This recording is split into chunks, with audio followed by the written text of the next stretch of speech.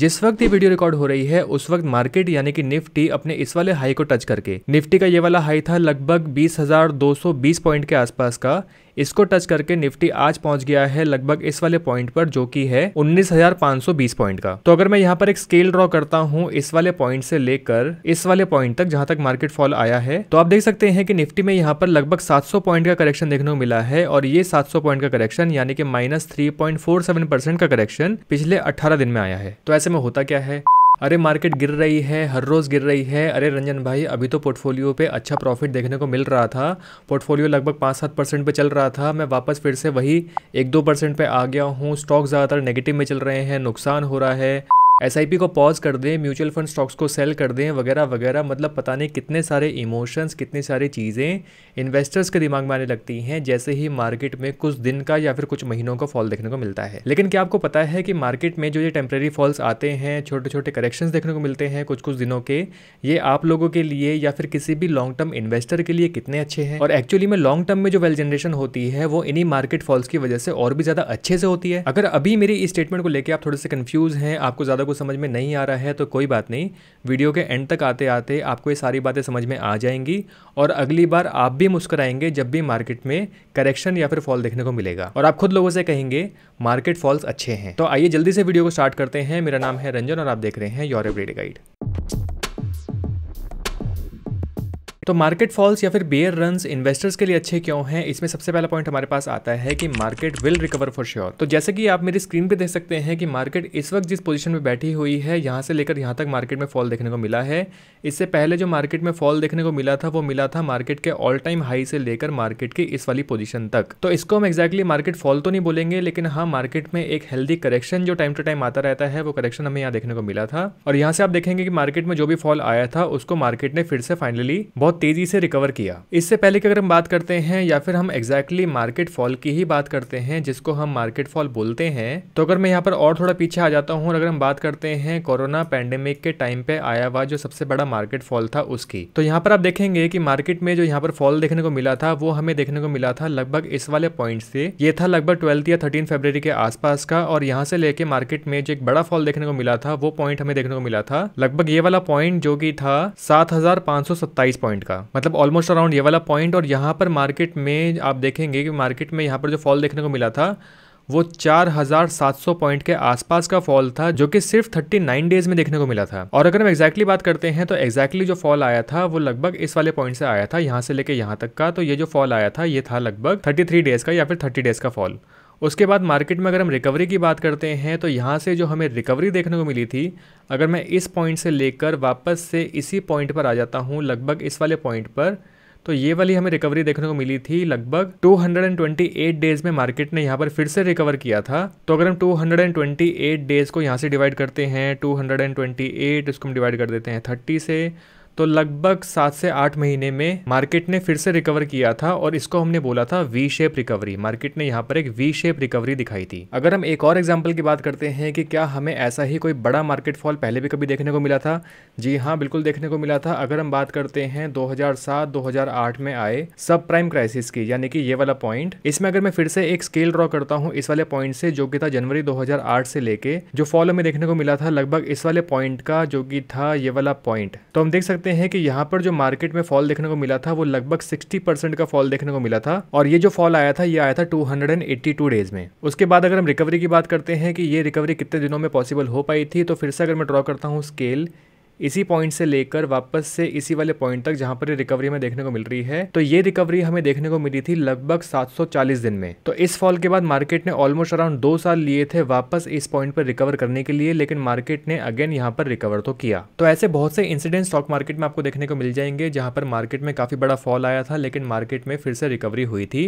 मैंने यहाँ पर 2 बड़े बड़े इंसिडेंट्स की बात की है, 2008 का रिसेशन और 2020 में आया पैंडेमिक। तो यानी कि स्टॉक मार्केट में जो एक्सपीरियंस इन्वेस्टर्स हैं, बहुत लंबे लंबे समय से जो अपनी इन्वेस्टमेंट्स करते आए हैं उनको पता है कि मार्केट में अगर फॉल आएगा तो मार्केट में रिकवरी 100% होगी ही होगी। हो सकता है कि मार्केट में जो फॉल आए वो बहुत तेजी से आए लेकिन रिकवरी में यहाँ पर थोड़ा सा समय लग जाए, या दूसरी तरफ हो सकता है कि मार्केट में जो फॉल आए वो धीमे धीमे आए, धीमे धीमे मार्केट नीचे की तरफ जाए लेकिन मार्केट रिकवर बहुत तेजी से कर जाए। तो दोनों ही केसेस यहाँ पर हो सकते हैं, लेकिन अल्टीमेटली स्टॉक मार्केट को रिकवर तो करना है। ऐसा कभी नहीं हो सकता कि मार्केट लगातार नीचे की तरफ गिरती रहे और वापस ऊपर की तरफ कभी ना आए, इन्वेस्टर का जो कैपिटल है वो कंप्लीटली जीरो हो जाए। ऐसा होना नियरली इम्पॉसिबल है। अगर कोरोना जैसे पैंडेमिक जो कि सारी दुनिया को रोक सकता है लेकिन स्टॉक मार्केट को ना रोक पाया और स्टॉक मार्केट ने बहुत ही तेजी से रिकवरी की, और सिर्फ रिकवरी नहीं, यहाँ पर इन्वेस्टर्स को जो सबसे बड़ा प्रॉफिट देखने को भी मिला वो कोरोना पैंडेमिक के बाद ही देखने को मिला। स्टॉक मार्केट राइज करेगी तो फॉल भी करेगी, फॉल करेगी तो राइज भी करेगी। जैसे दिन के बाद रात होती है, रात के बाद दोबारा से दिन होता है, स्टॉक मार्केट भी कुछ ऐसे ही काम करती है। हाँ, स्टॉक मार्केट में ट्रेडिंग करने वालों को कैपिटल बहुत तेजी से बहुत जल्दी से जीरो हो सकता है या फिर हो भी जाता है। 90% ऑफ ट्रेडर्स जो स्टॉक मार्केट में ट्रेडिंग करते हैं वो आज भी लॉस में ही है, और ऐसा इसलिए होता है क्योंकि ट्रेडिंग करते समय मार्केट में एंट्री कब लेनी है, मार्केट से एग्जिट कब करना है, इनकी टाइमिंग्स में गलती हो जाती है। तो चाहे इंट्राडे ट्रेडर्स हों, चाहे पोजिशनल ट्रेडर्स हों या फिर स्विंग ट्रेडर्स हों,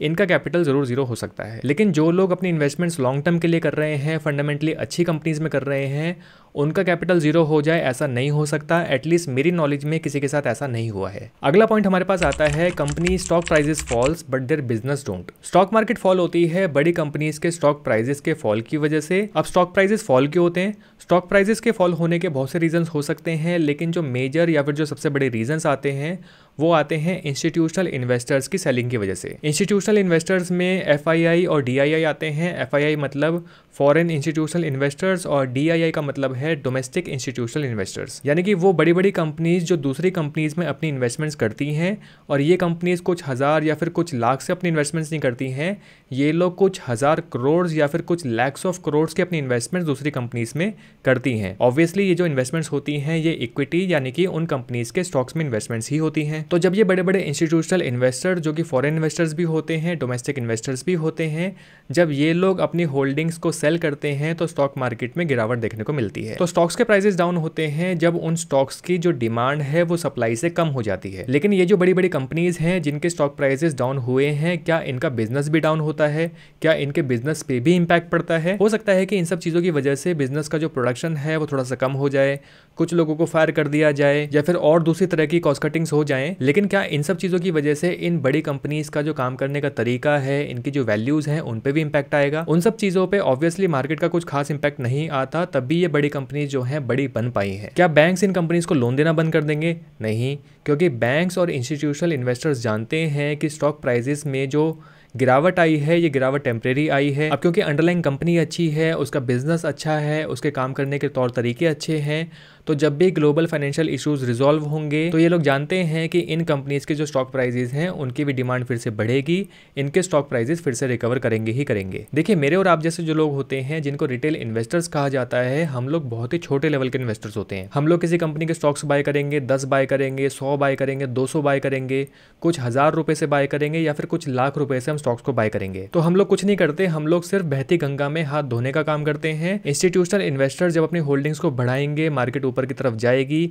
तो हमें भी हाथ धोने का मौका मिलेगा। इंस्टीट्यूशनल इन्वेस्टर्स जब अपनी होल्डिंग्स को सेल करेंगे, मार्केट नीचे की तरफ जाएगी तो हमें भी वहां पर लॉस देखने को मिलेगा। बहती गंगा में से अगर आप चुल्लू भर पानी निकाल लेते हैं या फिर चुल्लू भर पानी उसमें डाल देते हैं तो गंगा के बहाव पे या किसी भी नदी के बहाव पे कोई फर्क नहीं पड़ता, वह ऐसी ही बहती रहेगी जैसे उसको बहना है। तो जिन लोगों ने स्टॉक मार्केट के फॉल के टाइम पे अपनी इन्वेस्टमेंट्स को नहीं रोका था और मौके का फायदा उठा के जब स्टॉक प्राइसेस डाउन थे, म्यूचुअल फंड्स के एनएवी डाउन पे थे, उस टाइम पे अपनी इन्वेस्टमेंट्स की थी, तो मार्केट जब रिकवर करेगी तो ऐसे लोगों को यहाँ पर फायदा जरूर देखने को मिलेगा। इसलिए एक स्मार्ट और एक्सपीरियंस इन्वेस्टर स्टॉक मार्केट के फॉल के टाइम पे अपने स्टॉक्स को सेल नहीं करता, बल्कि स्टॉक मार्केट के फॉल के टाइम पे और भी ज्यादा बाइंग करता है, क्योंकि उसे पता है कि मार्केट रिकवर करेगी। इसके लिए एक टर्म यूज की जाती है जिसको बोलते हैं वैल्यू इन्वेस्टिंग, यानी कि उन कंपनीज के स्टॉक्स को बाय करना जिनका अंडरलाइंग बिजनेस तो बहुत अच्छा है, लेकिन किसी पर्टिकुलर रीजन की वजह से, मार्केट कंडीशन की वजह से जिनके स्टॉक प्राइसेस में गिरावट देखने को मिली है। अगर आप म्यूचुअल फंड्स के थ्रू वैल्यू इन्वेस्टिंग करना चाहते हैं तो म्यूचुअल फंड्स में भी वैल्यू फंड्स आते हैं। इसके ऊपर मैंने एक डेडिकेटेड वीडियो बनाई हुई है, आप इस वीडियो को चेक कर सकते हैं। थर्ड पॉइंट हमारे पास आता है mutual funds during market fall. अगर आप एक म्यूचुअल फंड इन्वेस्टर हैं तो स्टॉक मार्केट फॉल के टाइम पे आपको यहाँ पर किसी भी तरह से पैनिक करने की जरूरत नहीं है।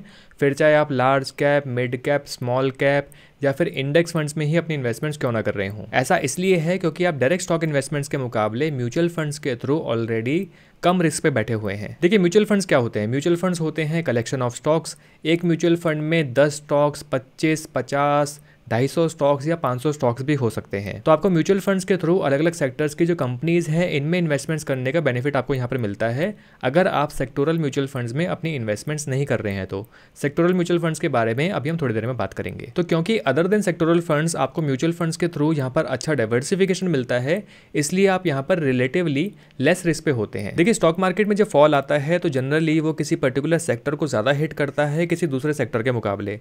जैसे आजकल मार्केट में जो फॉल देखने को मिल रहा है, यहाँ पर बैंकिंग और फाइनेंशियल सेक्टर में यहाँ पर ज़्यादा गिरावट देखने को मिल रही है कंपेयर टू अदर सेक्टर्स। तो अगर एक सेक्टर डाउन होता है तो म्यूचुअल फंड्स में दूसरा सेक्टर जो होता है वो आपके रिटर्न्स को बैलेंस करता है या फिर एटलीस्ट ज़्यादा नुकसान होने से बचाता है। इसलिए कहा जाता है कि आपको अपने पोर्टफोलियो को ज़्यादा से ज़्यादा डाइवर्सिफाइड रखना चाहिए। तो market falls mutual fund investors के लिए अच्छे हैं और खासतौर पर SIP इन्वेस्टर्स के लिए तो और भी ज़्यादा अच्छे हैं, क्योंकि मार्केट में जब फॉल आता है, म्यूचुअल फंड्स का NAV डाउन होता है, इस टाइम पे जब आप अपनी इन्वेस्टमेंट्स करते हैं तो यहाँ पर आपको एवरेजिंग करने का काफ़ी अच्छा मौका मिलता है। वहीं अगर एग्जांपल के लिए अगर आप डायरेक्टली स्टॉक्स में अपनी इन्वेस्टमेंट्स करते हैं और बैंकिंग सेक्टर्स के कुछ ही कंपनीज के स्टॉक्स आप बाय कर लेते हैं, या फिर अगर हम बात करते हैं म्यूचुअल फंड्स की, तो अगर आप सिर्फ बैंकिंग सेक्टर के म्यूचुअल फंड्स में अपनी इन्वेस्टमेंट्स कर लेते हैं जिनको बैंकिंग के सेक्टोरल फंड्स बोला जाता है, और मार्केट में अगर बैंकिंग सेक्टर में ही ज़्यादा फॉल देखने को मिलता है, करेक्शन देखने को मिलता है, तो यहाँ पर आपको ज़्यादा नुकसान हो सकता है। जैसा कि अभी रिसेंटली देखने को मिला ही है कि HDFC में क्योंकि यहाँ पर एक बड़ी गिरावट आई है तो बैंकिंग सेक्टर में यहाँ पर लोगों को ज़्यादा नुकसान हुआ है, जिसकी वजह से निफ्टी में भी ऑब्वियसली काफ़ी गिरावट देखने को मिली है।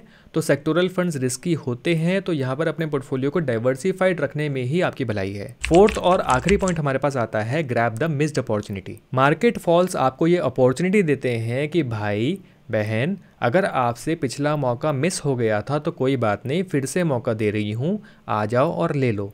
मौके का फायदा। फिर मत कहना कि मार्केट ने मौका नहीं दिया था। मैं अपना ही एग्जांपल आपको देता हूं। मैं अगेन यहाँ पर निफ्टी के डे चार्ट पे हूं और अगर मैं यहाँ पर बात करूं तो ये वाला ब्रेकआउट जब आया था तो ये वाला ब्रेकआउट मुझसे मिस हो गया था, क्योंकि मेरे पास यहाँ पर इन्वेस्ट करने के लिए कुछ खास कैपिटल नहीं था, तो मैं इस वाले पूरे ब्रेकआउट में कुछ भी इन्वेस्टमेंट्स नहीं कर पाया था। अब क्योंकि मार्केट ने मुझे यहाँ पर इस वाले फॉल में फिर से एक मौका दिया है और मार्केट वापस उसी ब्रेकआउट वाले लेवल पर आ गई है, और अब क्योंकि आज के समय में मेरे पास यहाँ पर इन्वेस्ट करने के लिए कैपिटल है तो मैं यहाँ पर इजीली इन्वेस्ट कर सकता हूँ और मैं कर भी रहा हूँ। देखिए इस लेवल पे मैं इन्वेस्ट कर रहा हूँ, इसका मतलब ये नहीं है कि आपको भी यहाँ पर इन्वेस्ट करना ही करना है। मेरे पास जितना भी कैपिटल है मैं उस पूरे कैपिटल को यहाँ पर एज इट इज इन्वेस्ट नहीं कर रहा हूँ, क्योंकि मुझे नहीं पता कि इस लेवल से मार्केट और कितना नीचे जा सकती है। हो सकता है कि ये वाला जो सपोर्ट है, इस वाले सपोर्ट को मार्केट यहाँ से ब्रेक कर दे और नीचे पहुंच जाए, तो इस वाले लेवल पर जब आएगी तो मैं यहाँ पर फिर से इन्वेस्टमेंट्स करूंगा। हो सकता है कि इस वाले लेवल को भी तोड़ के मार्केट और नीचे पहुंच जाए, लगभग इस वाले लेवल पर चली जाए, तो मैं इस वाले लेवल पर भी अपनी इन्वेस्टमेंट्स को कंटिन्यू करूंगा। एटलीस्ट मैं अपनी इन्वेस्टमेंट्स फिर चाहे वो म्यूचुअल फंड्स में हो या स्टॉक्स में हो, मैं कुछ इसी तरीके से इन्वेस्टमेंट्स करता हूं। अगर आप ये भरोसा रखेंगे कि स्टॉक मार्केट के जो फॉल्स होते हैं ये टेम्परेरी फॉल्स होते हैं, छोटे ड्यूरेशन के लिए होते हैं